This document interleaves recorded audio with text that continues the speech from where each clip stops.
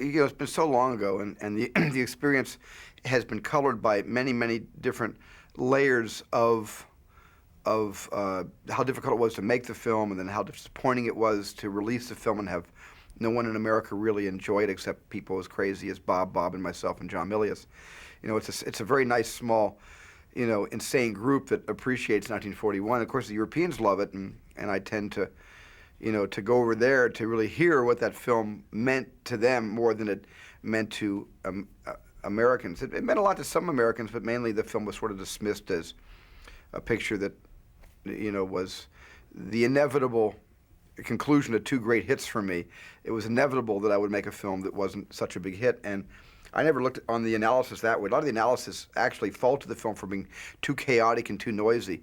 And in fact, I think looking back on the movie, one of the most enjoyable things about the film for me is that the film is pretty much no different than playing Doom 2 or on your computer today. It really is a blast in the face of imagery and sound and crazy people and over-the-top performances and a clash of cultures and ideals and revisionist history. So the whole film sort of I think, was way ahead of its time, coming out in 1979, but perhaps was a little more current to today's CD-ROM super information highway generation.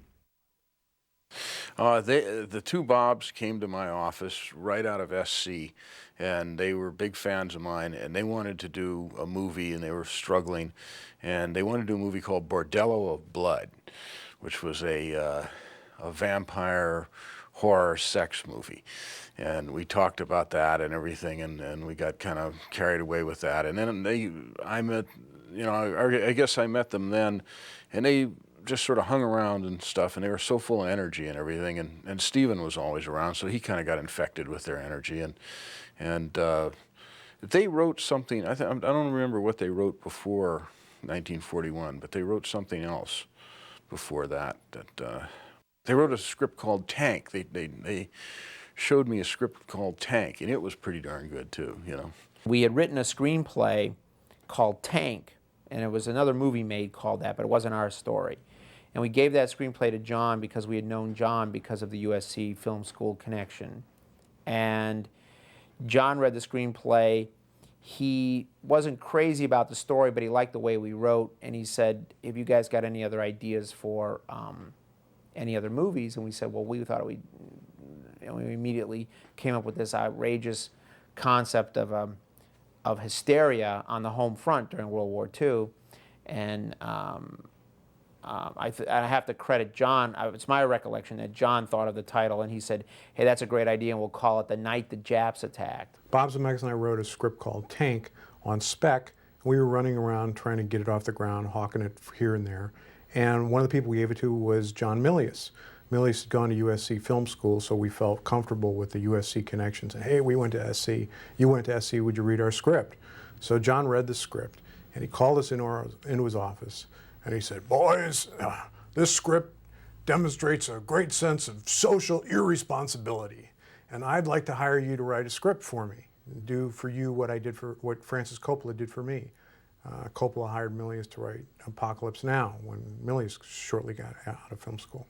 So he asked us if we had any ideas for movies, and we told him that we had come across, in researching Tank, we'd come across this very fascinating historical event where the city of Los Angeles, it was actually in February 1942, thought that there was an air raid, that the Japanese were bombing LA. They blacked out the city for 6 hours, and thousands of rounds of ammunition were shot up at the sky at nothing. And we thought it was just a wonderfully absurd historical event, could make a great movie. Well, it turns out that John Milius had been researching a script about General Joseph Stilwell. This was about the time where Patton had come out in the early 70s, and the time frame of this, by the way, was 1975. So every studio wanted to do a movie about a general. So Milius said, "Hey, let's do General Stilwell."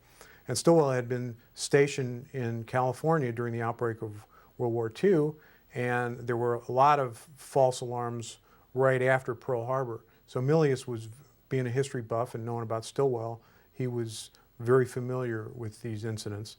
And it was Milius who said, yeah, we can put General Stilwell in this movie. He could be running around being the voice of sanity and all this insane stuff. Milius had finished making a movie called The Wind and the Lion at MGM, and MGM loved the movie and had signed Milius to a 4-picture deal. 2 of the pictures Milius was going to write and direct, and 2 of the pictures he was going to produce. So he hired Bob and me to write one of the pictures that he was going to produce, and he said the title of it should be The Night the Japs Attacked. And for the first year and a half of it or so, that was what the title was.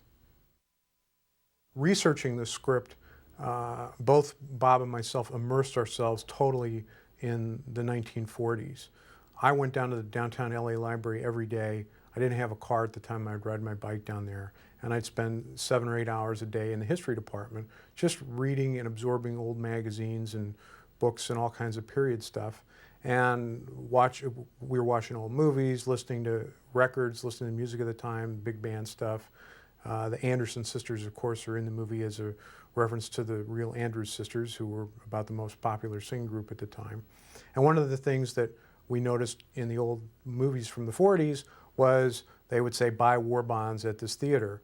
And we thought that would be a great thing to end the movie with, to have a card come up to say, buy war bonds at this theater, to put everybody in the 40s frame of mind. Never ended up there, but you just write all this stuff in a script because it's fun and you can, and paper's cheap. We combined a number of historical events into one big mess in 1941. And among what those events really were, first of all, there really was a Japanese submarine that shelled the coast of California. This took place actually in February 1942. The submarine, the great story about it is that this was a submarine, or the captain of the submarine had been an oil tanker captain, and he had come to Santa Barbara a lot, to the Standard Oil facility there, to buy oil from the United States. One day when he came ashore, the executives of Standard Oil were treating him like an important dignitary from a foreign country, as was a custom, and they were escorting him up the path from the beach, and he slipped and he fell into a patch of cactus right on his ass. And some people laughed at him, and he suffered a tremendous loss of face. Very bad thing in the Japanese culture. The story goes that this guy was the captain of this submarine, and rather than actually shell the refinery, as I remember it now, it was a Richfield refinery, not a Standard Oil refinery, rather than shell the refinery, which could have caused some serious damage, he shot shells at the section of the coastline where he had tripped and fallen on the cactus to sort of make everything okay with what had happened 10 years earlier. The Japanese actually had a plan to have all 12 of their submarines up and down the west coast of the United States on Christmas Eve. They were all going to open fire, and it was going to be a big psychologically demoralizing blow to the United States. They didn't care where they hit anything, but just the idea that there could be 12 enemy subs right off the west coast of America, the Japanese thought would be a terrifically demoralizing blow to America. Luckily, our anti-submarine tactics had gone into effect, and this did not happen. But this one submarine did come by, and it opened fire, and there was panic that immediately went up and down the coast.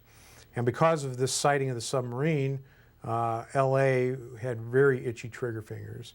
And a day and a night later was when this false alarm air raid took place. Somebody says they saw something. Now, nobody knows for sure to this day whether anything was up there or not. It certainly wasn't a Japanese plane. It may have been a stray weather balloon. It may have been nothing. It may have just been somebody got nervous and shot off their anti-aircraft gun, and herd poisoning took place. Somebody sounded an air raid alarm, and the city blacked out for 6 hours, and all these gun emplacements started firing up at the sky at nothing. So that was the main event that triggered our thinking about this. In 1943, there were the Zoot Suit riots in Los Angeles. The Zoot Suit riots were, well, first of all, there were the Zoot Suiters were Mexican Americans who ran around these outrageous clothes. It was sort of their rebellious statement. It was maybe the gang look of the time. And the American servicemen resented it. They thought that these Zoot Suits looked really, really goofy, and that with a war on, nobody had any business parading around looking crazy like that. And obviously there was a huge element of racism involved as well. So the servicemen would go around picking fights with the Zoot Suiters, and the Herald Examiner, which was one of the Hearst papers, actually at the time it was the Examiner, they got on the side of the servicemen on this because they didn't like guys walking around these Zoot Suits either. And they would print in the newspaper when the next skirmish was going to take place.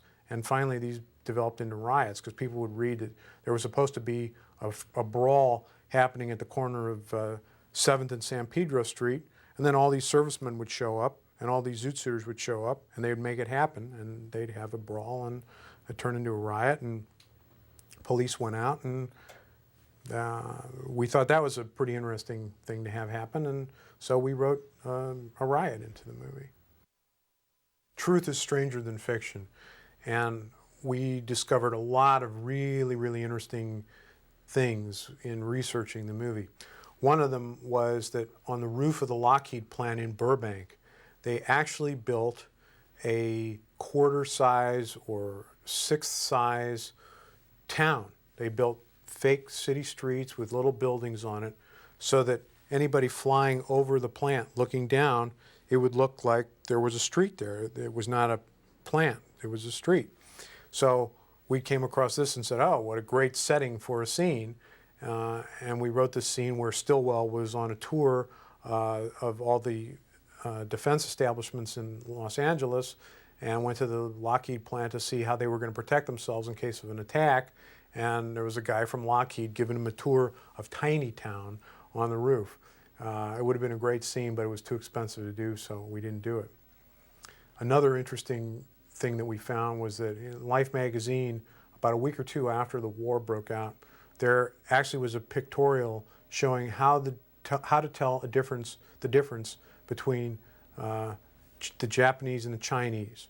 The Chinese were our allies, the Japanese were our enemies. So they actually had these like racial charts showing that the average Chinese person was taller than the Japanese, and it was very, very racist and very, very weird, but it was also very funny in a twisted way, and we tried to do a version of that scene in the script as well, but Stephen, rightly so, said, you guys have gone too far with this. There's no way I can shoot that scene. Mr. Ward Herbert Douglas, 1313 Pelican Way? Yes. Uh-huh. The Coast Artillery Command has determined your property to be strategically advantageous for the installation of an enemy aircraft defense battery. What? Another historical event that we came across that we used in the movie was that there was a guy in Maine who got an anti-aircraft gun put in his backyard. And we said, hey, this is cool. Let's transpose this to the West Coast. And ta-da, we have the story of Ward Douglas getting an anti-aircraft emplacement in his front yard. Now I got him! Ward Douglas, don't you dare fire that gun in this house!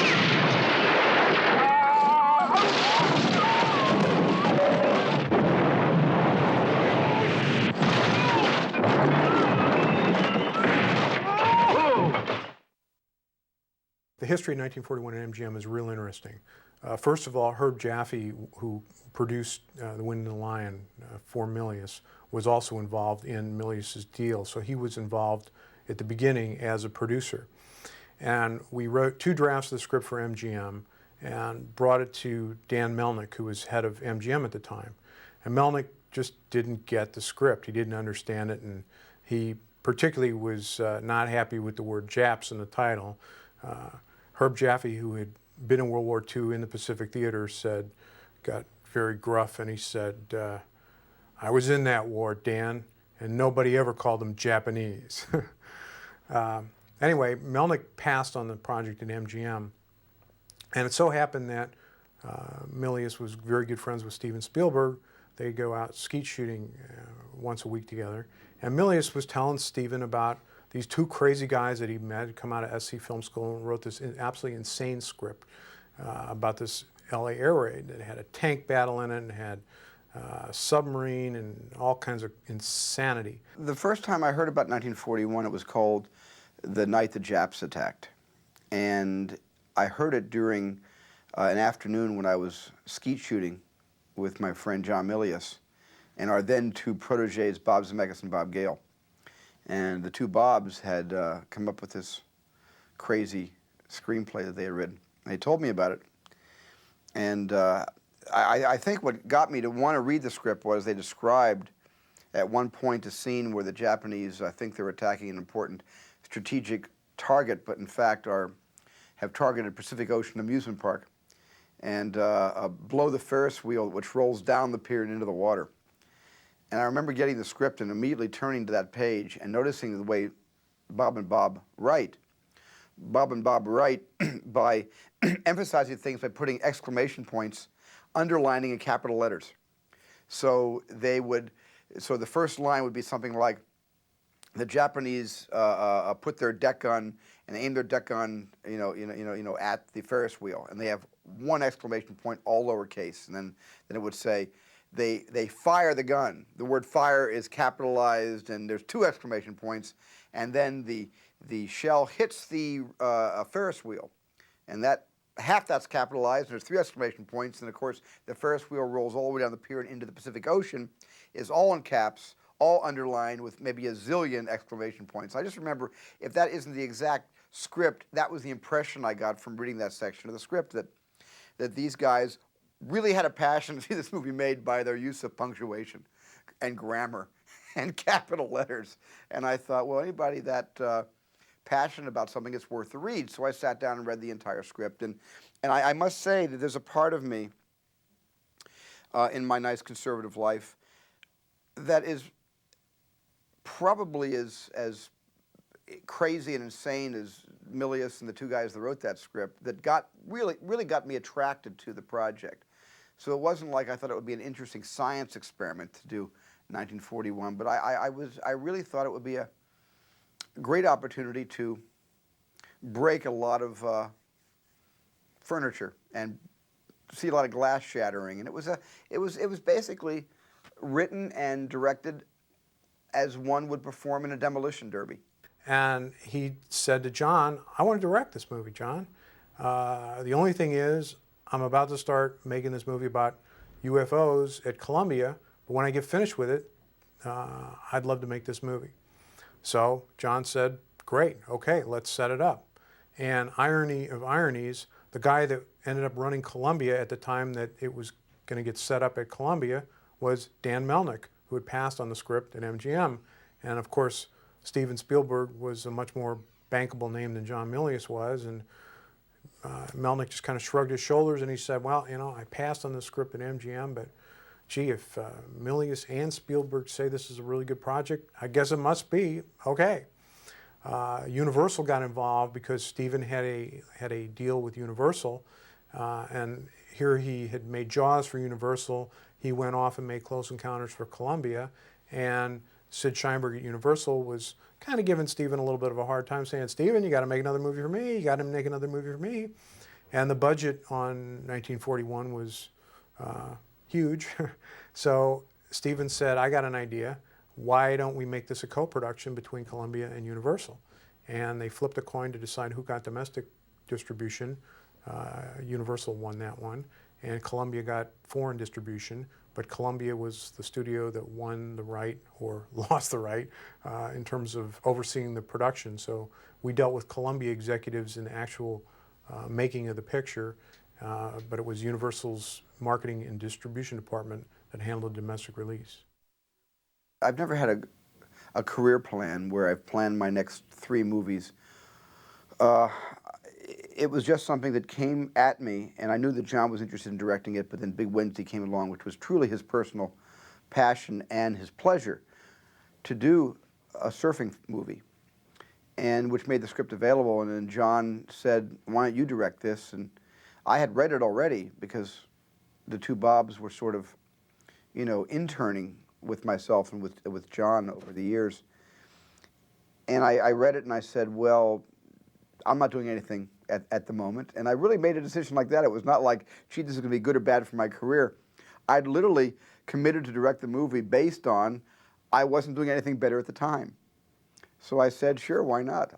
This is a free year, and I don't have any great passion gnawing at me. My great passion had been Close Encounters of the Third Kind, and that was actually winding up at the time because I was right in the middle of pre-production on Close Encounters when I read 1941. But I had nothing after that, and I thought, gee, what an interesting, story. Not even so much a story, what an interesting opportunity to, as I said before, break a lot of stuff. So I committed to it, and then Bob Zemeckis and Bob Gale came to Mobile, Alabama several times while I was shooting this other humongously difficult production. And we were talking about California, 1941, and we were trading ideas and doing the rewrite while I was actually shooting a film that up to that point had been the most personal filmmaking experience of my career. And the thing that's interesting about it is that, the screenplay fell into the hands of the only person on Earth at the time who could have even attempted to think about making a movie that was on this scale. So the planets were all sort of lining up pretty well there. And then Bob and I went down to Alabama and worked with Stephen on the screenplay for, I think, over a month or something while he was doing Close Encounters down there. He set us up in an office in an airplane hangar where he was shooting the mothership stuff, and we'd be up there coming up with new ideas and writing new scenes, and then every once in a while running down and watch Stephen shoot some. And then at night we'd go over to Stephen's house. He'd rent in this house, and we'd kick around. He'd read the new scenes. We'd kick around some ideas. We'd revise what we'd written, and we did that for 5 weeks, and it was great. We all lived together in one house. And the two Bobs were there, Bob Zemeckis and Bob Gale. They lived there too, because while we were editing Close Encounters, we were editing right there in the den. Had the editing room there. The two Bobs would be hanging out, and they'd be watching, and it was just a lot of fun. They'd be joking around. They're very comfortable to be with, two Bobs. So there was always a lot of laughs, and it was always very comfortable. They were writing this crazy script. We didn't know if it would ever get done, but it got done. And it was just a delightful experience. I guess they just got out of college or something. Steve found them, and it was a lot of fun. And while we were editing, they were writing. During the day, Steve would be out shooting, I'd be editing, and they'd be writing in the other room. Bob and I write everything together in longhand. I mean, we actually sit in the room together and we act and talk out every scene, and then it's written in longhand. And then Bob, once we finally work out the scene, and we just write a sketch of the action and dialogue, and then Bob takes that information in his notes and he goes and writes it in the typewriter, and then from there we start to just, again together, we start to edit everything that we write and then constantly keep revising it. But it's never a situation where one guy goes off and writes a scene and another guy writes another scene, and it's all done together. The way to collaborate with them was to just turn them loose. There was no collaboration. I mean, Stephen and I would put in our ideas, and they'd go off and just, go nuts. Now, it was always said that we all had so much energy, and we'd all start screaming together. We'd all start not screaming at each other angry, but screaming, yeah, what about this, and what about this, and all this kind of stuff. And they said there was always a thing at the time that my secretary is now Bob Zemeckis' wife, and she was the one who coined that. She said that if we put 4 of you in a room together, we exceed critical mass, and something terrible is going to happen. The room will explode. It was the opposite of a disciplined type of collaboration. It was an outrageous collaboration, and we were just sort of topping each other with how we could just put more outrageous spin on every incident that we wrote. And of course, Bob and my mission was every time Stephen would get an idea, no matter how outrageous it was, we worked very diligently and spent hours and days to try and figure out a way to actually fit it into the structure of the story. So it basically just kept accumulating. We just kept, that's why I call it the kitchen sink. We just kept throwing everything into the screenplay, including the kitchen sink, until it just became this mountain of gags. One of the script writing habits that Bob and I picked up from John Milius was to put some kind of a quotation on the title page of the script, right after the title page of the script. And I don't actually remember what the original quote that we had was on the first 2 drafts of the script, but we got more into writing it and rewriting it and rewriting it as we got closer into production, and the production guys were figuring out how much this movie was going to cost, and Steven started to get terrified about how high the budget was going. One day in a production meeting, he said flat out, he said, "I will not make this movie cost a penny over $11 million. Well, by the time we were writing our 8th or 9th draft, and we were tired of whatever quote we had originally put in the script, we decided to put Steven's quote on there because the movie was about to go into production, and I think the budget was at this point already quite a bit higher than $11 million. And you know, our sixth sense of humor, we just had to do that.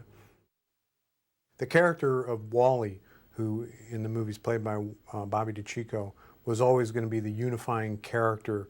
It was sort of his story touched everybody else's story, the quest of this one character.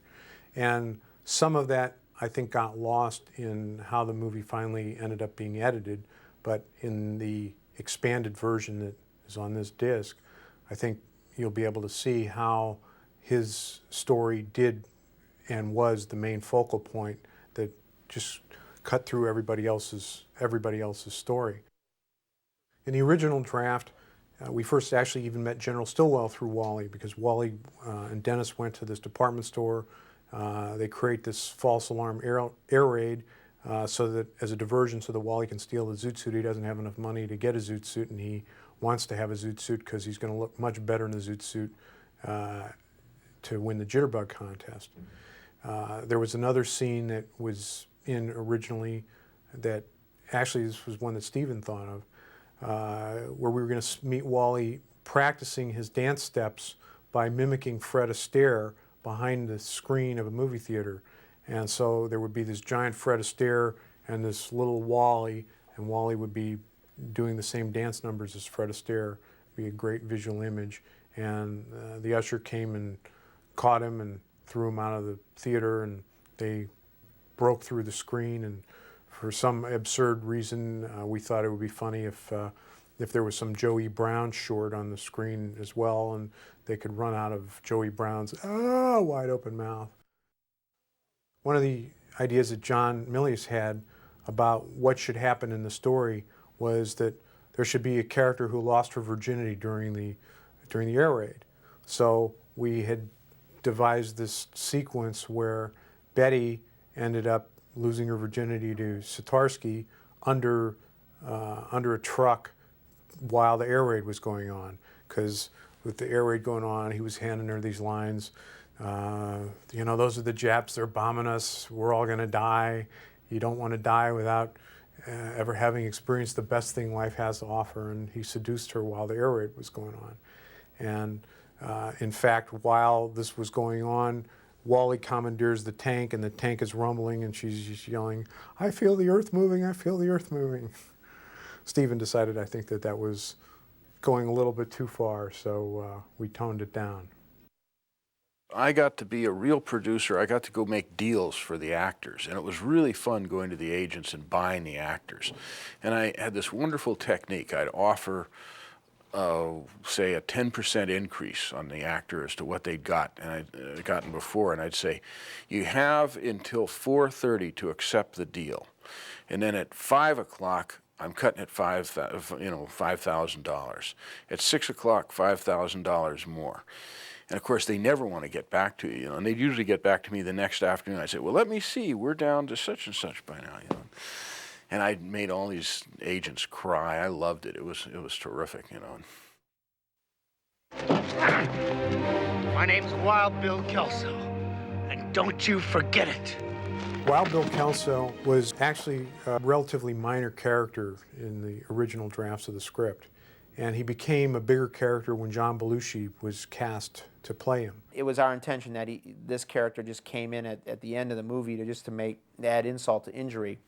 But then I completely understand that when someone like John Belushi gets cast, then he was a big star then, and he was added into more of the movie and became brought into the film earlier on. Steven decided that he should put more of John Belushi in the movie, and did a couple of extra scenes where he got lost over the Grand Canyon and tried to open up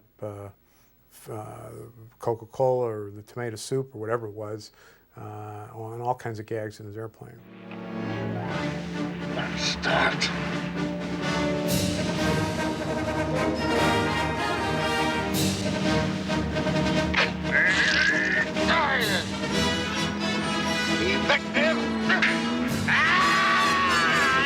You never knew what he was going to do.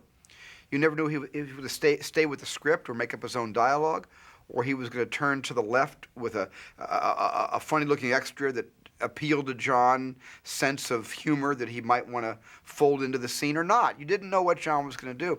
And the moment where John was trying to get back on the airplane, and he got back on the wing of the plane, and he turned, and then there was a lot of morning dew on the wing, and his foot slipped, and he took a real header head first. Luckily, his fall was broken, but unfortunately, it was broken by a human being who happened to be standing there, and reached up and actually half caught John and half allowed John to land on him. And if you step down your version, you'll see the fall John took was a pretty serious fall, but John didn't get hurt. It didn't even faze him, and fortunately, the actor he fell on was not hurt. So, and it was a very natural fall, so I kept it in the movie. Working with John Belushi was in itself a motion picture experience. I mean, that's a whole other story. We would need a whole other laser disc to talk about that, because that was a whole other experience. I really loved John Belushi and had a great time working with him. And he was great to me and my family, and we got along great, and he's just an amazing talent. He's still missed today.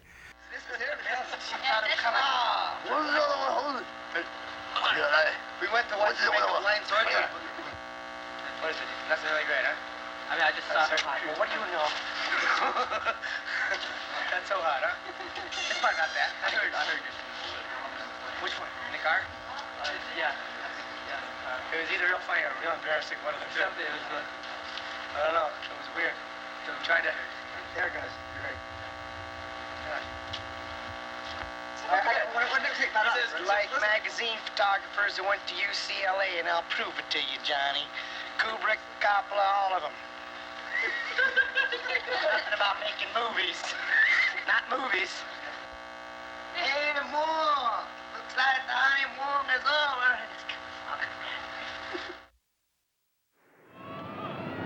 Madness. It's the only word to describe it. This isn't the state of California. This is a state of insanity. My first choice for General Stilwell was Charlton Heston. But my real first choice for Stilwell was John Wayne. And John Wayne and I had met at Joan Crawford's memorial service at the Academy. And we were sitting on a dais, and because my first professional job was directing Joan Crawford in a television pilot, Night Gallery, they thought it was appropriate to get the new generation to her memorial service, and I was very happy because I liked Joan. I liked my experience working with her on my first show. And of course, John Wayne was there, and John Wayne kept looking over at me like this, because I was, at the time, I think I was in my 20s. I must look like I was in my teens, and Wayne made a bunch of cracks about who is this guy sitting here talking about Joan Crawford. He looks like, my great nephew. And he made a lot of jokes about me at the time, and so we were able to meet backstage after it was over, and he came over to me and said, "Look, I hope you had a sense of humor, because I wasn't trying to hurt your feelings. I just, had to say those things. I couldn't help myself." And I said, "No, it was just great to meet you. And I need, if you had knocked me across the room, I would have still been happy to have made contact with you." And we were talking about John Ford, and we became kind of like telephone friends for not very long. We talked on the phone, once a month, and I'd call him about ideas I had about movies, and I tried to get him to talk about some of his past works. And at one point, he even sent me a script that I think he had co-written that he wanted to do with with Maureen O'Hara about a camel race in Morocco. It was an interesting script. 1941 came into my life about that same era, and I said, you know, I have a chance to direct this movie called 1941, and I would love to send you the script to see if you would consider playing General Stilwell. Well, he knew all about General Stilwell. He went on and on about what a great general he was. And so with great enthusiasm, he said, please send me the screenplay. So I sent him the script, and I must say he read it, I think, that day, because he called me the next day on the phone. And he was outraged. He thought it was the most anti-American piece of drivel he had ever read in his life. And he said, I'm so surprised at you. I mean, I thought you were an American. I thought you were going to make a movie to honor the memory of World War II. But this dishonors the memory of what happened. It's not even accurate. He says, I was around when those fake bombs fell out of the sky, and there was no panic in Los Angeles. There were some news reports on the radio, and that was about it. And he said, and then he just tried to talk me out of making the movie. He said, you should never make this movie. Don't even make this film. He said, you know, I'll be very disappointed in you if you wind up making this picture, because this is not, this is really sort of an anti-American film. I never saw it as an anti-American film, but he took great exception with that. We stayed friends. We stayed on the phone, and we just went on to other topics. Never mentioned that movie again. But the next choice was to go to Charlton Heston, who I believe also felt that the film was a bit of a slap in the face of America, or a pie in the face of America. And that's how I used to always think of 41. It was like a pie fight from the old silent movie era. And what's wrong about sticking a pie in the face of the Statue of Liberty from time to time, if it's in the spirit of humor? But I don't think Chuck Heston thought it was in that spirit as well. I didn't talk to Heston. Milius did, because he had the relationship with Chuck, and John just reported that Chuck had said no in no uncertain terms. And of course, our next choice was Robert Stack, who probably turned out to be the greatest General Stilwell of any of the aforementioned actors, because he looks a lot like Stilwell, especially with the haircut and the glasses. He was a spitting image of Stilwell. And as he proved later in a very funny movie called Airplane, Bob Stack, when playing straight, but with funny material around him, is a wonderful humorist.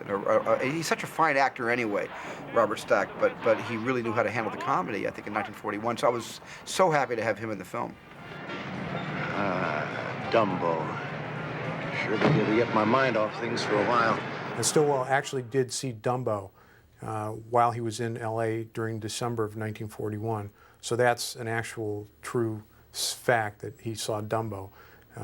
And we use that, obviously, in the movie.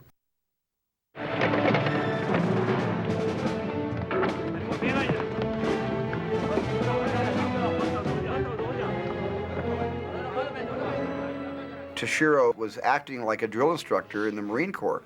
He was, a lot of these extras were, with just people who, weren't extras. They were hired because they were Japanese, and they probably never been on a ship before in their lives. Even though they were on a fake ship, sitting in a tank on stage 27 at MGM, they had to look and perform like sailors, and Mifune did not like the way they were undisciplined. So he asked me for permission to take over the direction of all the Japanese extras in the film, and I gave him permission. And they were all kind of wise asses, and they were out in the parking lot.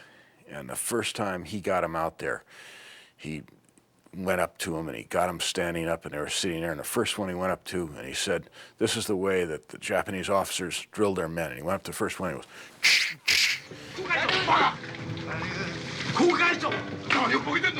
and the guy came to attention. The rest of them came to attention, and from that day on, they were his. By the end of the movie, they would have all died in a banzai charge for Toshiro Mifune. He was their emperor. Bring on your tough horses, you never had one that would set me to guess and learn.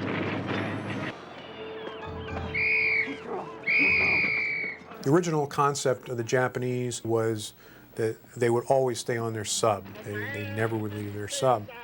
Well, Stephen and John got this idea about seeing the Japanese come into a hot dog stand and cut up hot dogs like sushi. And Steven also wanted to do his version of the old Three Stooges gag where the Stooges were dressed up as Christmas trees and go wandering around and are hiding out. And it was kind of a funny scene. And there was this farmer who happened into the place where the Japanese were cutting up these hot dogs, got scared and ran off, and that was the extent of his part. Well, Steven cast Slim Pickens to play this part, who essentially had no dialogue. And a week or so later, he was bemoaning the fact that here he had cast the world's greatest character actor, Slim Pickens, and there wasn't anything for him to do. He didn't have much of a part. And maybe Bob and I could figure out a way to expand this character so that it would be a part worthy of Slim Pickens. Everything Stanley Kubrick has ever directed has been a personal inspiration for me. I wanted Slim Pickens in the movie so I could do the parody from Dr. Strangelove when Slim Pickens is going through the survival kit checklist. And of course, he goes through the Cracker Jack box, and he also goes through the checklist of all the items that they're taking from his pockets. And it was a bit of a both a send-up and an homage to those moments in Dr. Strangelove. It was actually Brian De Palma who suggested that his name be Hollis Wood, and do a sort of who's on first routine, because the Japanese are looking for Hollywood, and Holly is short for Hollis, and everybody would call Hollis Hollywood, so they're asking him, where's Hollywood? And he's going, I'm right here, I'm right here. Where Hollywood? Right here. What? You're looking at him. Who? Hollis Wood? Where? I'm right here. Shoot, can't you understand plain English? Hollywood? Huh? Where? Here! Ironically, turned out to be a lot funnier than the original scene that Slim Pickens got cast to do, which was just this one thing with him running away from this little shack. So the trees sequence ended up not being in the release version of the movie, and all this other stuff did. Hey, this grapefruit's rotten. I'm gonna throw it away. Is it all right with you if I throw it away? All right, I'm gonna throw it away. Here it goes. It's going, it's going, it's going, it's going, going, it's going, it's going. Now, the interesting story about the two guys on the Ferris wheel. Now, don't say another word. We envisioned Jackie Gleason and Art Carney playing them and sort of doing a Ralph Cramden, Ed Norton routine on the Ferris wheel. And we actually described the characters as one of them looks like a bus driver and the other one looks as if he might work in a sewer. And we wrote this great routine for him to do. And then we found out that they absolutely refused to work together. Jackie Gleason was contacted by Sally Dennison, the casting director, and he said, I'm sorry, I just will not work with Art Carney, which was really kind of sad. Subsequent to when we had written those scenes, Bob and I made the movie I Want to Hold Your Hand, and we discovered Eddie Deason. And Steven loved Eddie Deason, as do we. And so we wrote the part for Eddie Deason. Oh, boy, my favorite. A bologna and clam sandwich smothered in garlic. You want some? What's the matter, pal? You got an upset stomach?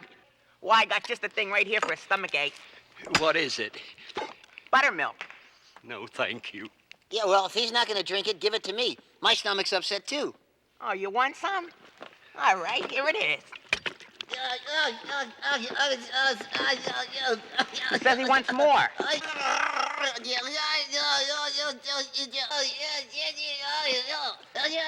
Oh, lockjaw again, huh? Oh. Hey, kind of hard on the little fella, aren't you? And when Murray Hamilton finally met Eddie Deason, Murray went up to Steven and he said, Steven, I'm not going to have any trouble playing this part. I hate that little bastard. No. Hi, I'm Eddie Deason. Hi. This experience was a no-holds-barred, sort of free-for-all, where anything goes. It's like that great song, Anything Goes, that we wound up using in Indiana Jones and the Temple of Doom. I've always loved that song, and that was my theory in philosophy when I made in 1941, that anything should go, which meant that if we wanted to put our friends in the movie, wanted to put our parents in the movie, it was okay.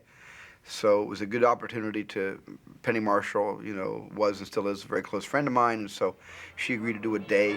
What's your real name, Sal? Raoul. I knew it.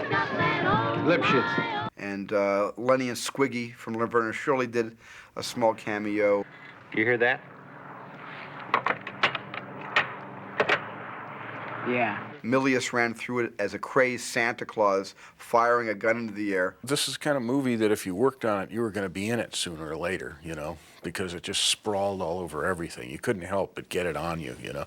So I don't remember how that happened. I think that I showed up on the set, and Stephen was always having me write things on the spot, because he always maintained that I wrote my best things right there, you know, leaning over the hood of a car or something like that. So he'd say, do a scene like this, or do a scene. I think this was one of those scenes where he says, do a scene where Santa Claus comes up and shoots out the lights. And so I wrote the scene or whatever, and he says, now you be Santa Claus. And they outfitted me and gave me a pistol, and it seemed like a good idea at the time, you know. John used to do something at night in front of the car headlights. He would do a great Bigfoot being caught in car headlights impersonation that only Milius can do. So I dressed John up as Santa Claus. I said, by the way, do your Bigfoot impersonation as you see General Stilwell and you become so stunned, like being caught in the headlights of a car. You're caught basically under the gaze of the General Stilwell, and do your Bigfoot thing, which he did. It was hysterical, but it was so inside. Only I knew it was funny, and only Bob and Bob knew it was funny, that it was the kind of thing that it was better, you know, left out of the movie. It was too much of an inside gag. Lights out! Lights out! We won't meet the Japs. Throughout the entire production, I kept saying, you know, we're missing Fred McMurray. The one ingredient in 40 we're missing is Fred McMurray. Later, I wound up saying, you know, we're also missing a lot of humor. You know, we should make this comedy funnier. But that never came to pass. This is the board for the night the Japs attacked Los Angeles. And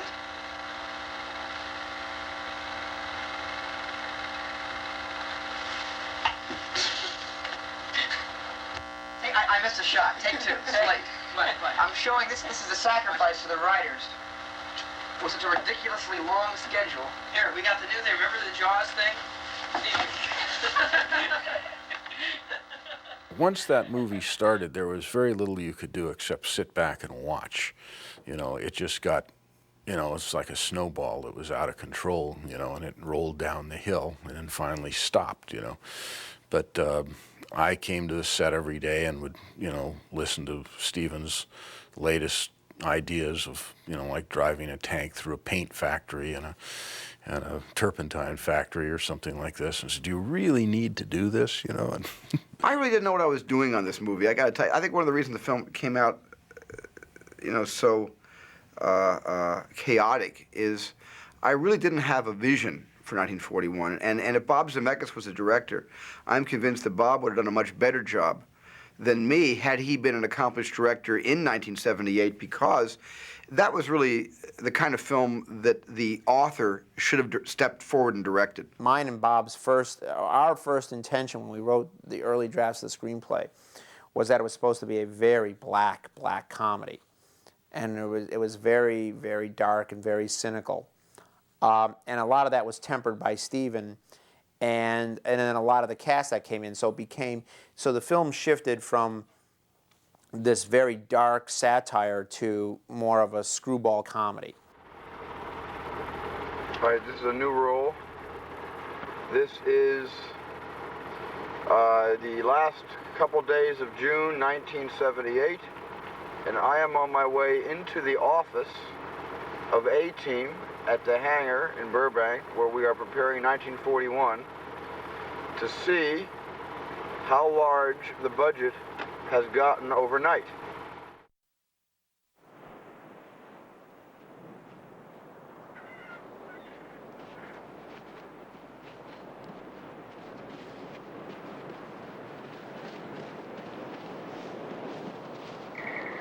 I guess the one funny idea that I had, independent of any of the source material, was I thought it'd be really funny to start the film with a takeoff on Jaws.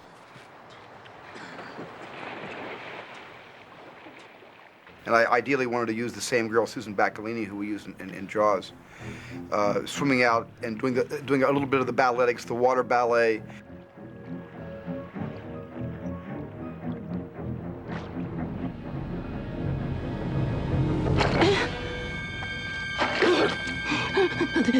And then all of a sudden bubbles form, and as opposed to being ripped apart by a shark, she is skewered by a periscope, and as the entire eye boat rises under her, she winds up 50 feet in the air.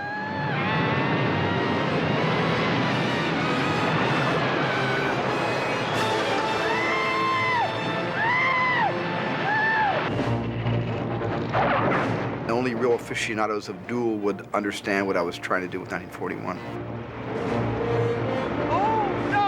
In 1941, we used the same gas station where Dennis Weaver goes to make a phone call, and the truck attacks him in the snake farm.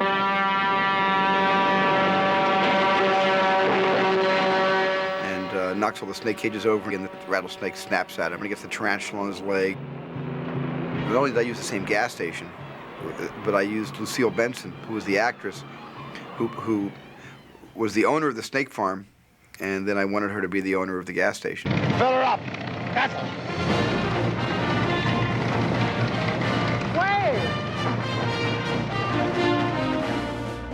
One of the things I tried for, I got this idea for a sight gag, where I wanted von Kleinschmidt, played by, Christopher Lee, in trying to threaten Slim Pickens while he's sitting on the can to work a little faster and returning, the stuff he had internally taken. That I wanted him to take this device out of a bag. It's like a lethal weapon. It's like a dowel and some chain, another 2 dowels and a big hook. And Slim Pickens is going to confess his soul and his life when he sees this thing. And it turns out to be a coat hanger, and they put von Kleinschmidt's coat on the hanger and carry it to another room. And I shot it, but when I previewed the film in Dallas, nobody laughed. It wasn't funny. If problems with your digestion you have, ways of relief we can give to you.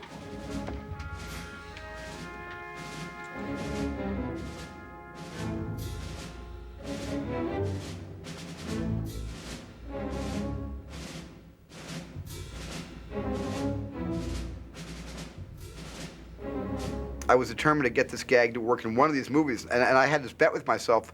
I would try this gag out in my next 10 films, and I would stop when it was got a laugh.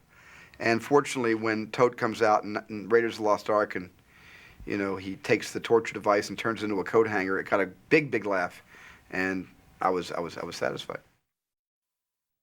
One of the things that confused myself as a filmmaker in my approach to directing 1941 is, in the back of my mind, I always saw 1941 as an old-fashioned Hollywood musical, and had fantasized with John Williams about doing 8 musical song and dance numbers, all based on big band music. Tommy Dorsey, Benny Goodman, and that sort of feel of the big band era. Couldn't we make a big band era musical in 1978 for '79 release? And John was enthusiastic about this. I had this big dance number I wanted to do by the Hollywood sign, Hollywood land sign in those days. And I had other areas in the film that I thought we could cut out 20 lines of dialogue and instead replace those ideas and that narrative with a musical narrative. So like in a traditional musical, every song has to advance the story. You can't stop just to sing and dance. You have to stop to tell story inside song. And I thought, what a great opportunity to make the first musical of the old Hollywood tradition in a couple of decades. But I didn't have the courage of my convictions, or even the courage of my innermost dreams to pre-record, and John would write the music and we'd bring a lyricist in, and I just didn't have the courage at that time in my life to tackle a musical. So inside 1941, we have the dance sequence, the jitterbug sequence, which is sort of a fragment of what I wanted to do in an 8-song version. And in a sense, I always regret not having made 1941 into a complete old-fashioned golden era Hollywood musical.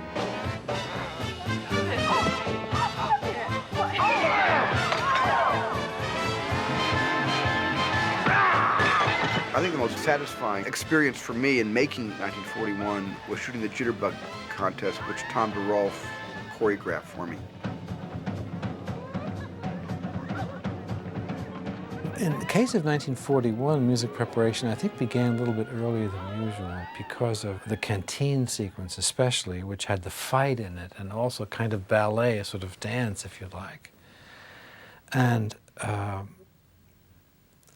this cantina scene, I think we actually rehearsed the scene to the music of Benny Goodman's Sing, Sing, Sing, which is wonderful. I don't know how many people remember that, but Sing, Sing, Sing dates from 1938, when Benny Goodman did the first jazz concert at Carnegie Hall in New York City.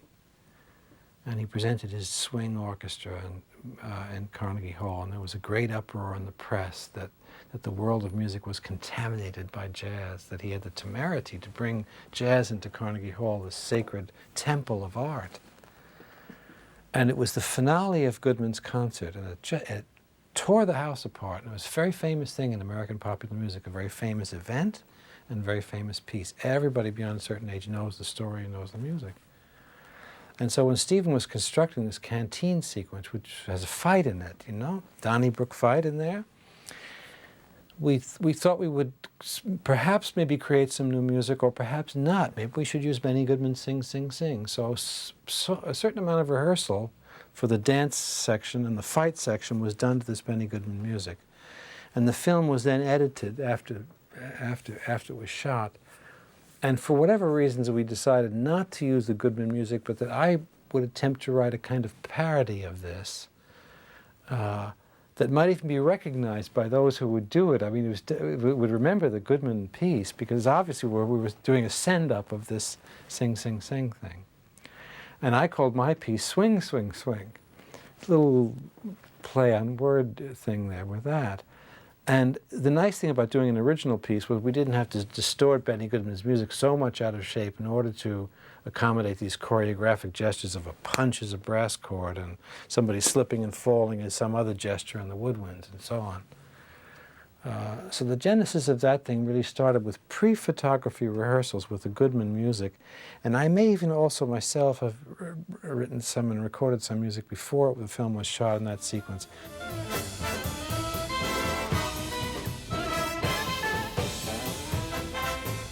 This is the sequence shot at the USO, and it's not in the picture where Bobby Seco dances on top of the table, and we actually believe that it's Bobby doing all the dancing all the time. Bobby was a good dancer, but I don't know if he was quite the tap dancer that Stephen wanted.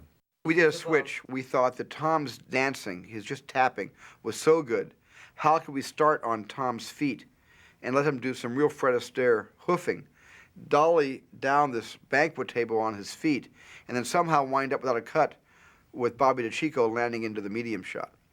And the one way we did it was we lowered a kind of trapeze bar from the ceiling. So Tom just had to lift himself up, and then Bobby had to lower himself down, so there would be a nice blend between the feet making a jump. So Tom's feet jumped and Bobby's feet landed.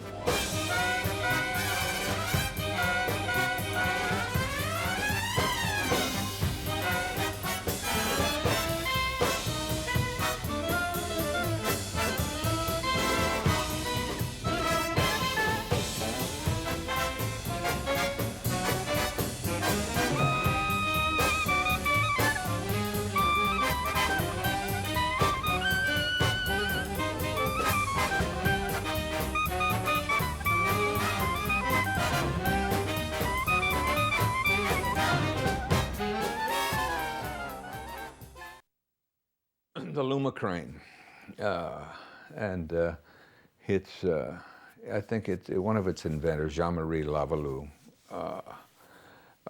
became an extremely useful tool for us in 1941. We talked about it and thought about it. It was in France, and we'd have to bring it over from France to Hollywood. And we talked about it, and we felt that it would help us implement what we wanted to do with the miniatures. That was the beginning of the thought process, I believe, to bring the Luma. Also, it became very inviting looking at the reel that we had seen about what the Luma could do, is going from exterior and through a window into another room, come back again and come outside. It gave us a lot of latitude to do what we want to do, working with airplanes and moving from the ground up to the cockpit and so forth. We had a dance sequence at the USO that I think one shot lasted 7 minutes, and we used the Luma, did a 360 with the Luma.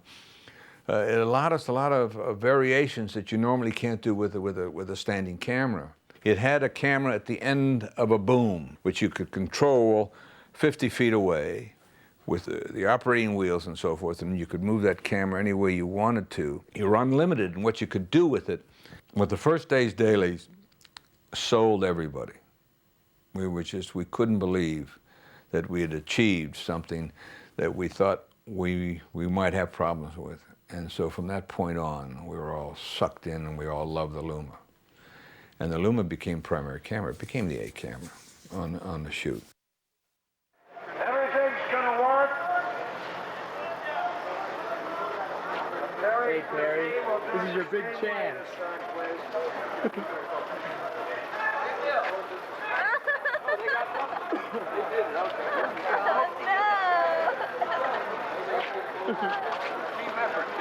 Hey, is this sound? That's right. Hey, how are you? It's really good to be back. Set of 1941. We're going to blow up this marquee over here. Just wait and watch. Tree Williams. One of the stars. Okay. Bobby DeChico. Come on, gang. Places, please. Let's go. Come on. We're gonna get him, we're gonna get him. We're gonna blow him sky high. 1, 2, 3. Grown men. Grown men. Oh, my God. Hello, John. This is Candid Camera. Wait a minute. How are you? I'm fine. Good. Hello, Walter. Watch that sideline. You gotta be on the music box side of that coffee. Don't catch yourself on fire, Sammy. That's okay. All right, well, let's get it together. Smile. Flynn.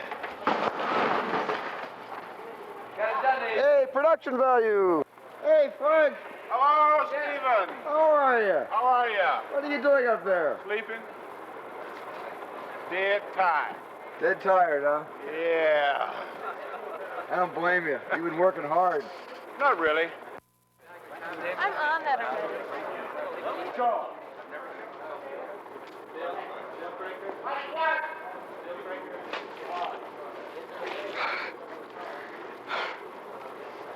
Any more gun volunteers? Let's light them up. Quick, Bob, say something obscene.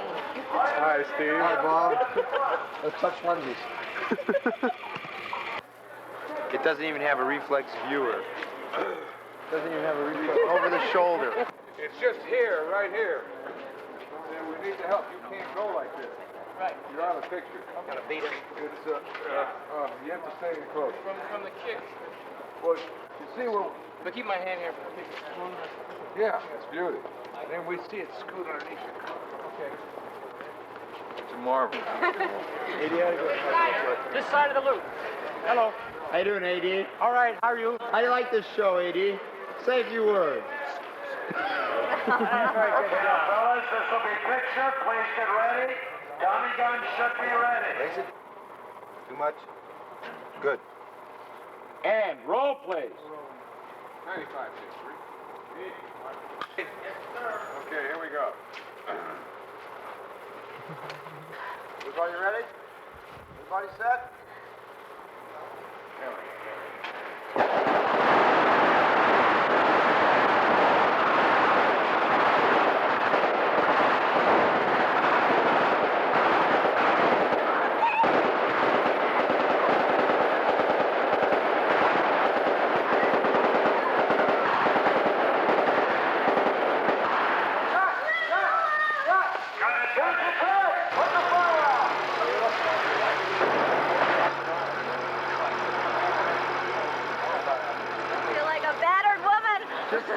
enough. Where's the slammer I was told about?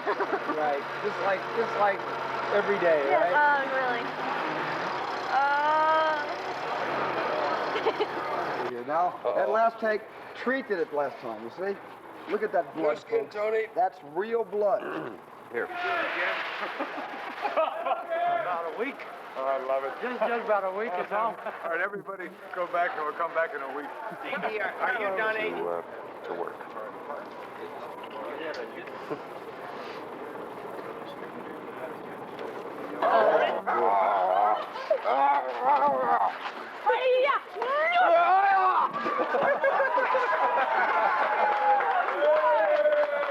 Did you get it? Did you get it? Yeah. Cut. We've got about 10% less of this stuff showing out, but then we added some. It was so great being able to make a movie with 80 flowers. You got that big burst over the Hollywood stage that comes down. He's just one of the most revered and talented special effects artists in the world.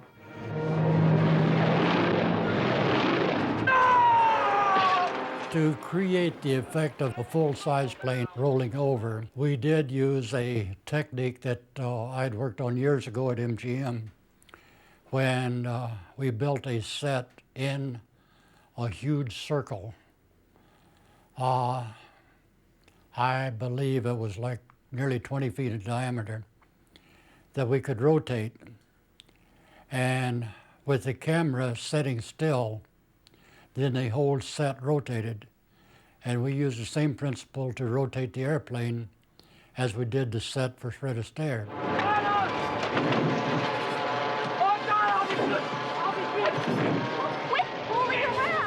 Now that takes care of the full-size plane, but then we also made we call it a guillotine, to make a miniature plane roll. We put airplanes, miniature airplanes, on wires.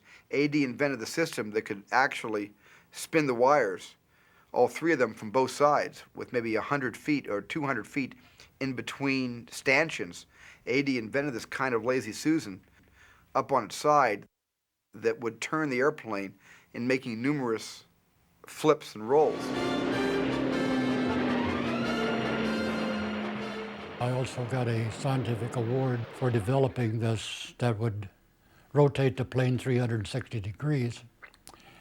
We have had planes many times before that would go straight through, up and down, but we'd never put it so that it would go up and down and rotate at the same speed.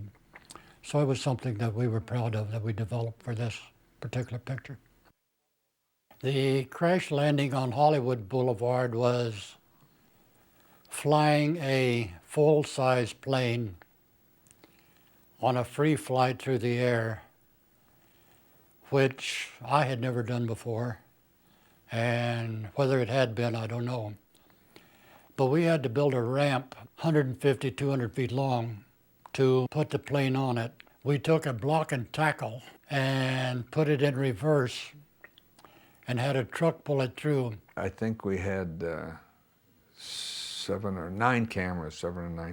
We had several cameras, all different sizes, all different areas, all different, to carry it sideways, to bring it to you, to catch the launch away from us, shooting away from us. And the first time it happened, it didn't launch itself correctly, so we had to do it again. We had to come back a couple of days later and do it again, a couple of nights later and do it again. And the second time was absolutely perfect. It just launched and skidded, and it was intercut with the other cameras that we had, which elongated that slide.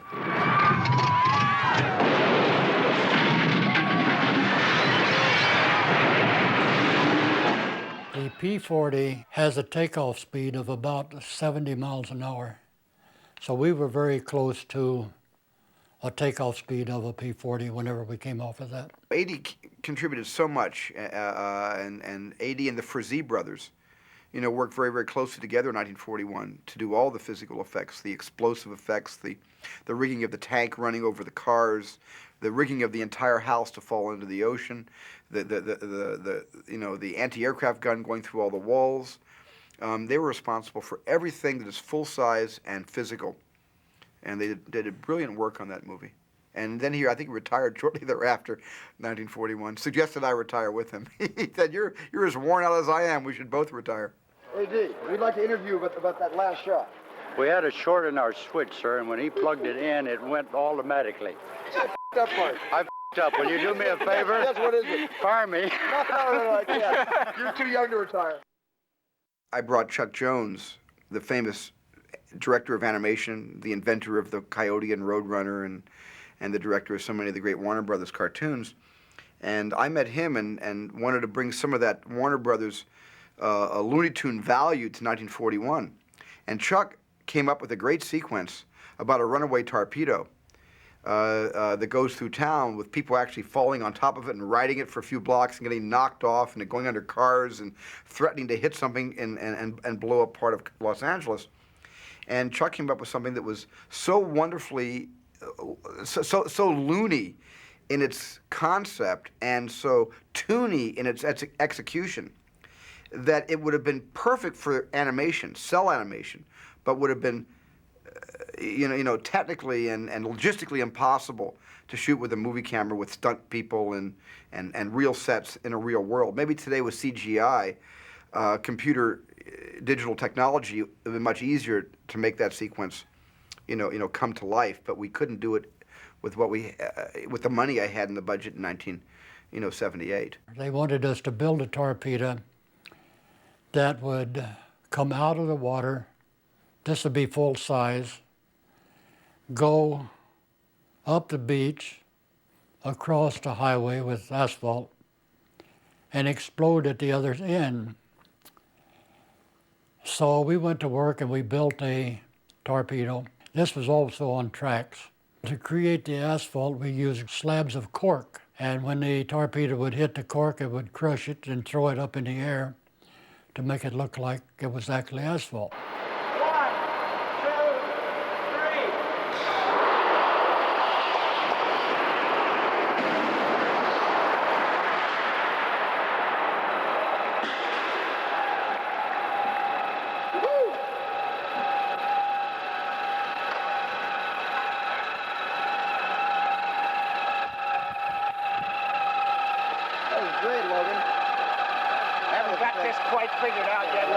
But we put dirt underneath the cork so it'd kill the crack. Yeah.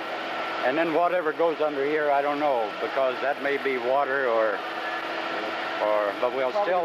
Water and asphalt. Watch stepping on nails. Watch stepping on... No, I didn't walk in. Now, Mr. Spielberg says, now I want a motorcycle riding right directly in front of it and having the torpedo chase the motorcycle. Well, this was a practically impossible thing to do because the weight of a motorcycle would crush through the sand down into our tracks to where we had the torpedo. And he also wanted a truck to come across prior to that and just barely missed a motorcycle. And the truck would have crushed our track. One of the first things we did as we set up at the Burbank airport for our miniature and physical effects facility was watch the effects guys build this, it might have been a 60, 80-foot track to hold a full-size torpedo, because one of the initial sequences, the submarine fires a torpedo that goes up on the boardwalk and breaks the planks and chases people around, which I don't believe ever got filmed. But they had built this full-size torpedo out of sonotube with a fiberglass head, and they put it on a track, and it was pulled by a Shivan pulley with a pickup truck. So when the pickup truck accelerated, the torpedo would go whizzing down the track, and when the pickup truck stopped, the torpedo theoretically should have stopped. But the day they were testing it, the torpedo got up to speed, and they went like, yeah, that's a good speed, and then they put the brakes on the truck. But the cable holding the torpedo didn't hold, and it went flying through the door of the metal door of the hangar into the parking lot. So it was like half out of the door, half into the parking lot, and between the two front wheels of two cars, missing each one by about a foot. I remember later on, Buzz Feichens and John Milius went outside and took poses of it like big game hunters.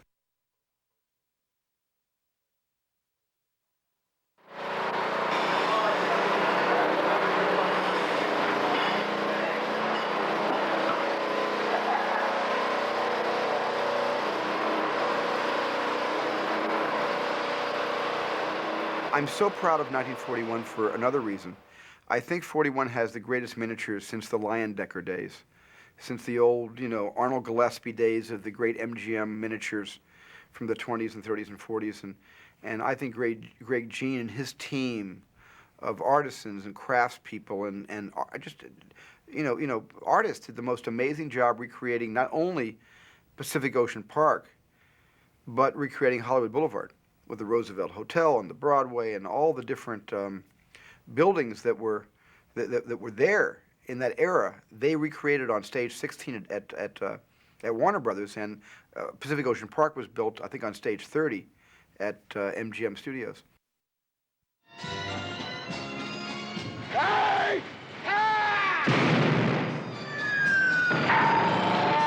Initially, we only built one Ferris wheel, and Matt Sweeney and his crew had it on like a marionette gimbal, where it was suspended by the hubs on an overhead track going over the pier itself.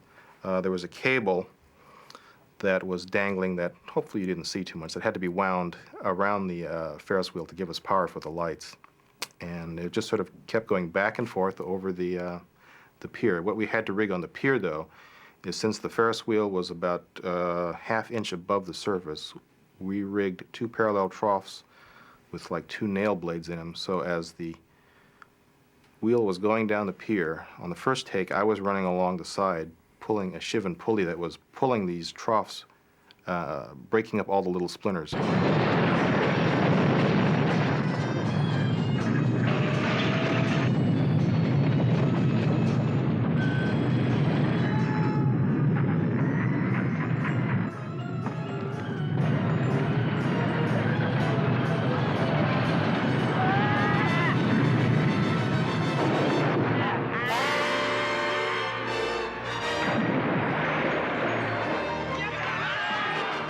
We arrived at MGM about 5:30 in the morning and rigged the Ferris wheel, and we probably started to roll camera about 9 o'clock, and everything was going well.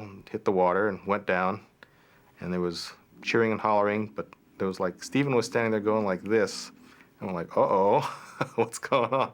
So after a conference, he came up and says, well, guys, how soon can you re-rig this Ferris wheel? Because I want the lights to stay on under the water when it goes on, and I want a bigger explosion when it hits the water.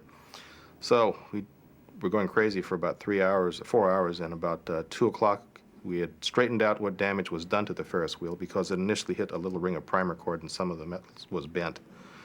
And then we laminated resin over all these light bulbs up. We had to restring on the whole thing. And about 2:30, we shot it again, and it worked the way he wanted. It hit the water, there was a bigger splash, and it stayed lit as it went down. If they wanted a third take, I don't think we could have done it. We love the use of smoke in that picture, so I think we used it extensively. Smoke is not used for any kind of effect outside of when you use it for an effect, other than to create a texture, a feeling, an atmosphere visually, so that you set the mood of what you're doing in another area, only trying to suck the audience into what is happening. It helps you achieve a lot of the effects because it kind of diffuses the unreal part of what we're trying to make real. We were concerned at some point that the smoke would be, because it was an oil smoke at that time, would drift and lay on top of the miniatures and create a sheen on the actual model that would give away the scale. So every now and then we had to go down and wipe everything off, wipe all the oil off. But nowadays they have a dry smoke that eliminates that problem completely. But in those days we had a rag crew out every morning just wiping everything down.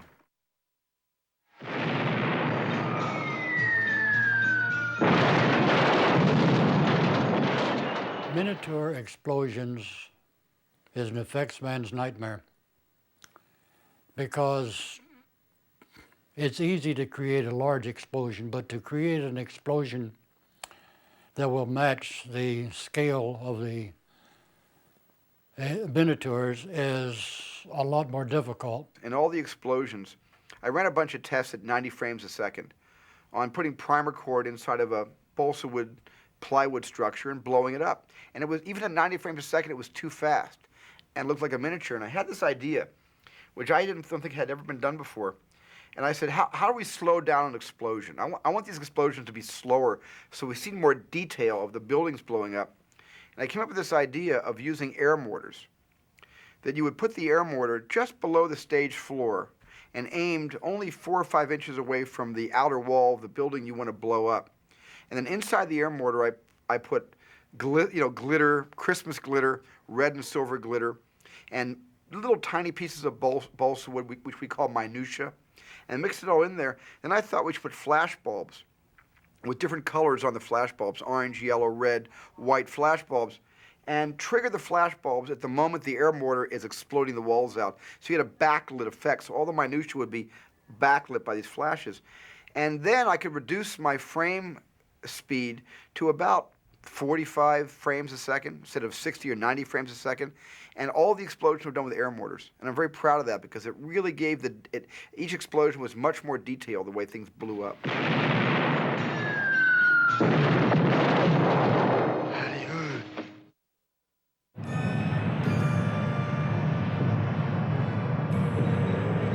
The large submarine miniature we made for 41 was crewed by Milius Roman, who was sort of an old-world craftsman. And he made this thing, I think it was like 15 feet long. He did it with planks and spars, then we skinned it with foam and fiberglassed it, put ballast tanks in it. So it was actually sort of could have been a functioning little submarine. I think it wound up being used in Raiders of the Lost Ark later on. But the weirdest experience we had with it was in the tank, the Esther Williams tank at MGM, and somehow during the night, I think one of the studio people left the drain off the tank, and the tank wound up draining itself. The submarine was tethered to the side, and it just sort of, in the morning, it was like sort of twisted and broken. We had to like flood the tank again, fill it up, and do some emergency repairs to get it going. But it was like repairing a regular boat, just getting in there with fiberglass cloth and putting it all back together. A lot of things changed during the middle of production, like the scale of the miniatures. We started building them in one scale, a lot smaller, because we could get dollhouse material that was that size, and etc. And then we did some camera tests and found out that it'd be nicer if they went half a size bigger. So it's like we made molds and patterns for the tanks and the planes in this smaller scale, and then wound up never using them at all and going to a bigger scale.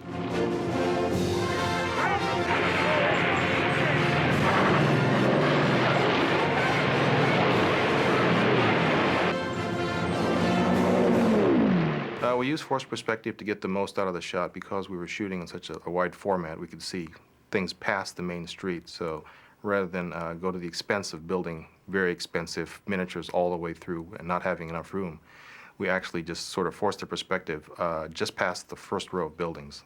As a matter of fact, we used like 4 dozen cardboard boxes with holes cut in them as light boxes with transparencies or little toy dolls behind them. I remember we called all these furniture shops and tried to get all their refrigerator cartons we can and brought them over to the stage. Some people thought we were junk collectors. When it was decided we had to go down lower in the street, we had to come up with all these little miniature details to make the street look actually alive and lived in, since there were actually no people on the street. So we added a lot of little things like fire hydrants and newspaper racks and vendor stands and mailboxes and a lot of cars just to add some life to this barren street. The cars we carved out of foam and vacuum formed. I must have done about 36 of these 1940 Fords.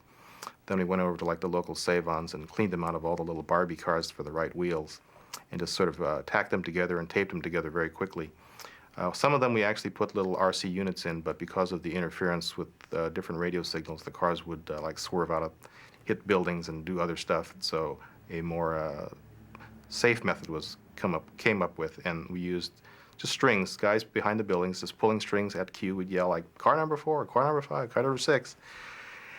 And then sometimes the camera cart, which was also very low on the ground shooting up, would react to this radio interference and just like cream the cars and cream half the buildings on the bottom and just crush a lot of stuff.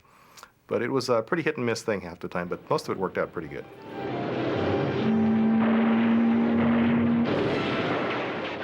A lot of people have brought up the fact that the buildings on Hollywood Boulevard aren't exactly where they're supposed to be. This was falls into the category of artistic license. The art department had built little maquettes and just said, well, let's do this because the plane looks better going by this thing on this side and going by this thing on the other side. But most of the people that hadn't been to Hollywood don't know. The San Fernando Valley set required us, well, we could have built anything, but we just decided to get drawings of what the actual streets were at the time, and we blew it up. And proportionally, we found out the houses were about that big. So we just went to the bandsaw and the table saw and just whacked out a whole bunch of houses that wound up being very much like Monopoly houses. And we had rubber stamps made with windows and doors on them. We just painted them and stamped them on it, and we just had them all over the place. So yeah, I think a lot of people took them home for Monopoly sets.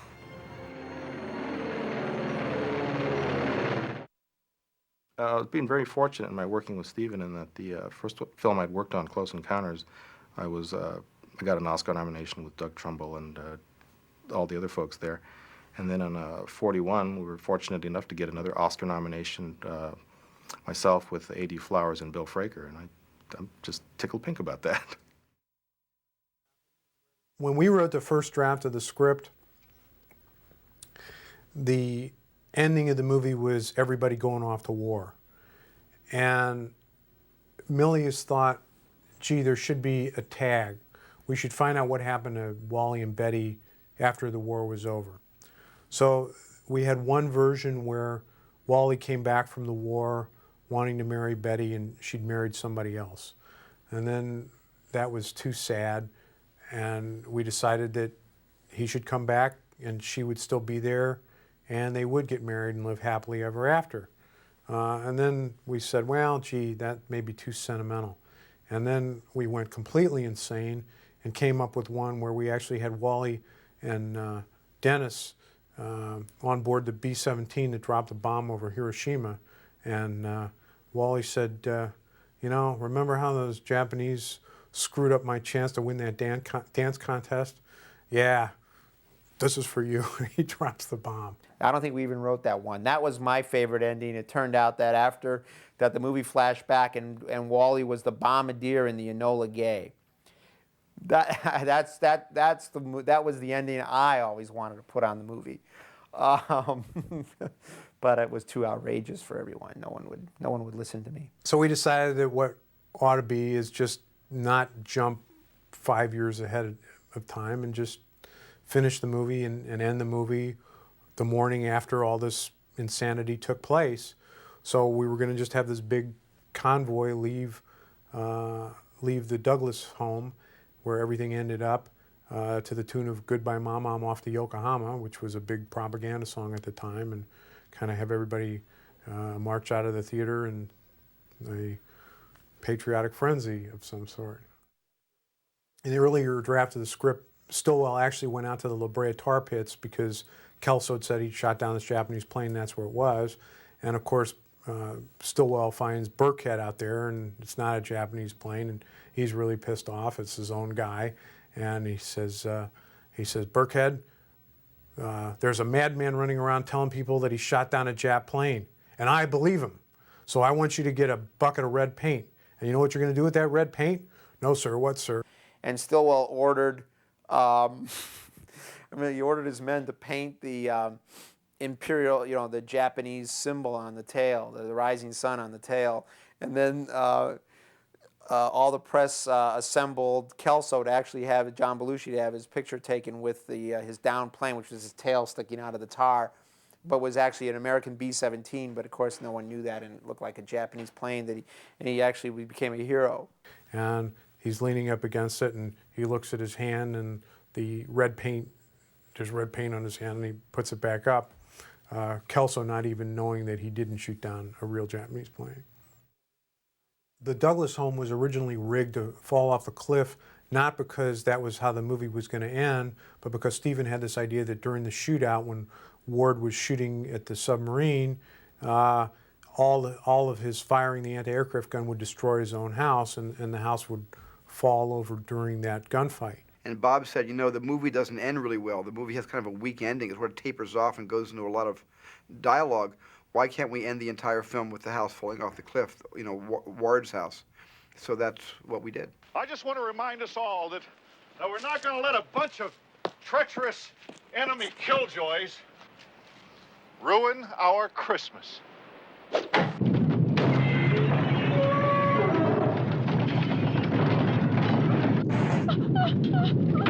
The entire house was on rollers. We had cables to hold the house in place so that it wouldn't go until we wanted it to. And for a little bit of insurance, we had an incline for the rollers to roll the house down. This happened to be the first time that I'd ever done this. And it was a one-shot. And to really be honest, it turned out better than I expected. That's great. And then Steven said, we got to have every single character in the movie converge at Ward's house, including the Nazi from the sub, including Meyer Mishkin, the agent. And he actually shot this thing where somehow von Kleinschmidt ended up in the Jap trap with Meyer Mishkin, and Meyer Mishkin wanted to sign him up to play Nazis in American movies. And there was no shortage of great ideas and great gags and great bits that everybody was coming up with. And it just turned out that we just had way too many endings, so we just started, Steven and Mike just started cutting stuff out because the movie didn't need it. The big payoff was, boom, the house falls down. What happens to Wally? What happens to Stillwell? What happens to the other main characters? Nobody really cared about what happened to von Kleinschmidt or Meyer Mishkin, so those bits were cut out. Although in the last helicopter shot in the movie, if you look carefully, you can see Slim Pickens and Christopher Lee in the shot, even though you don't see them in the shenanigans that went before. Steve shot each scene complete by itself, and then we intercut in the editing room to figure out where we want to intercut, what we wanted to do. There was a lot of that going on. But that show was chock full of everything. And it was just a lot of fun to work on. It was my second show with Steven. The first film he ever edited with me was Close Encounters of the Third Kind. And of course, he thought I was going to go off in some sort of esoteric artistic direction after Close Encounters, and instead I said, the next picture is this. So Mike had a great time cutting 41. It was one of the biggest challenges he's ever had. We had over 1 million feet of film exposed on 1941, and that's a lot of filing and cataloging and cutting. Well, I've always worked with John Williams on all but one film. And John, I think, is still to this date, the best march he ever wrote was for 1941. I actually prefer that march to the march he wrote for Raiders of the Lost Ark. I felt, and Steven did also, that certain characters, I think especially John Belushi, you know, that he should be characterized by a typical World War II American march of the kind that I grew up with as a child and played with even in school. And that march has a kind of jazzy, almost southern swagger to it. I mean, I can even say that in our minds, the American drill sergeant of World War II was always some guy from the Deep South, you know, with a you-all accent and all this kind of very down-home swagger to him. And it's jazzy, and the accents are tilted, and the syncops are a little bit off, and it's a little bit impertinent in its character. Some of the kids with their uniforms were when they were soldiers, this kind of youth of this time, and the impertinence of it also. And so that it has fun, but yet it has a military aspect of the period also, I think.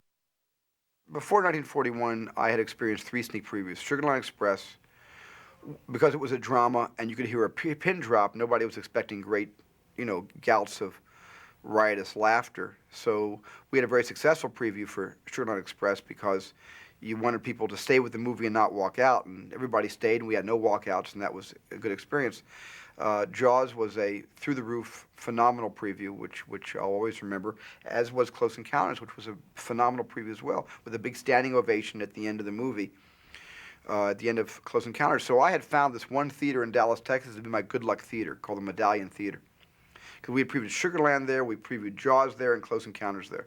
And I had 3 really great previews in that theater. So, of course, naturally, I wanted for good luck's sake, because most directors have superstitious, fragments to their natures. I wanted to do 41 there as well, and I did. But that preview wasn't like the first 3 previews. That was a preview where, people laughed and tittered at the beginning of the film, and then as the film got noisier and more confusing and more riotous, the laughter became just kind of wonderment, and the wonderment became kind of amazement. And I even saw people holding their ears. I actually looked over the entire preview audience, and midway through the film, I had never seen this before in a preview, audiences, at least 20% of the audience had their hands over their ears. I've seen audiences covering their eyes during Jaws, but never over their ears. That's a whole new experience for me. And I knew we were in trouble at that point. And of course, without the laughter and nobody laughing after 2 hours of a preview, when they're supposed to be laughing for 2 hours, you realize you're in a bit of hot water. And at the end of the preview, all the, Sid Sheinberg, to his credit, came over to me and put his arm around me and said, I think there's a movie somewhere in this mess. There's a really good movie, and we should go off and find it. The rest of the executives from Columbia and Universal didn't even want to talk to me. They were on the other side of the lobby, sort of in a huddle, but not the kind of huddle that you get from a winning team, but the kind of hangdog huddle you get from somebody who's going to have to, do a big, huge write-off. And so it was a very unhappy experience for all of us, I think, that sneak preview. Well, they had a great premiere. And it was like an old Hollywood premiere with the searchlights and everything, and all these stars and all of these critics and the press were all, and they hated it. And it was like a great premiere to go to because everybody, it was like this horrible thing. The press just hated it. And the audience didn't laugh or anything else, and they were all so snotty and everything, and it was a wonderful thing, and we didn't care. I remember that Belushi and Aykroyd were there, and they didn't give a damn. These people, he said, screw them if they can't take a joke.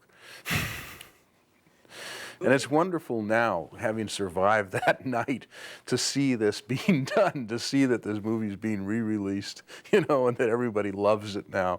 Because when you go through a night that's that humiliating, you know it's for a purpose, Whom the gods want to honor, first they test.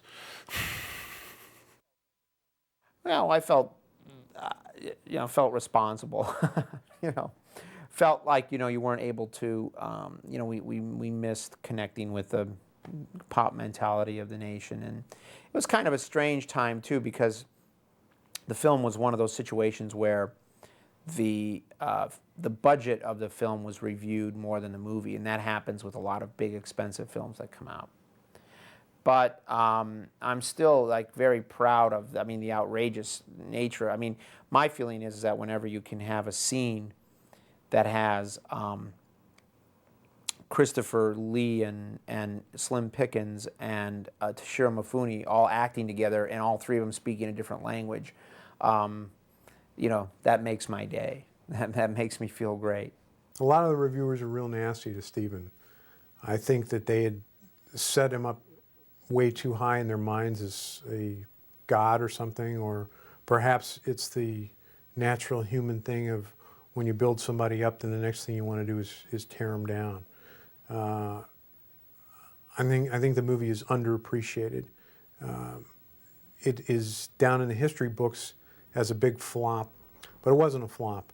The movie didn't make the kind of money that Steven's most successful movies have made, obviously, but the movie was by no means a flop, and both Universal and Columbia have come out of it just fine. So certainly there's a stigma that a lot of critics have against slapstick. The general public, I think, recognizes that the Three Stooges are great comedians, but there's an awful lot of critics that don't want to mention the Three Stooges in the same sentence as Charlie Chaplin. We all knew that it wouldn't get good reviews. We knew when we made the movie that it was politically incorrect, and we loved it for that. Matter of fact, the term that we used at that time was social irresponsibility. and ask the Bobs about it, because they'll talk about social irresponsibility. We even had a Latin motto, civitas sine prudentia, which means a citizenry without prudence. And that was the idea, that it was socially, this movie was truly socially irresponsible. And that's what we really loved about it. So we knew that critics would hate it because they were all gunning for Steven anyway. I pretty much knew we didn't get the reviews on 41. And I read all the reviews about 5 years later. And I was fascinated with them. I thought they were really interesting reviews. And I was almost sorry I hadn't read them closer to the time the film was out. Charles E. Bryan was a wonderful lady who was the script person, you know, held script for Jaws and Close Encounters in 1941. Then she died after 41 was over. And so I wanted to give her an acknowledgement.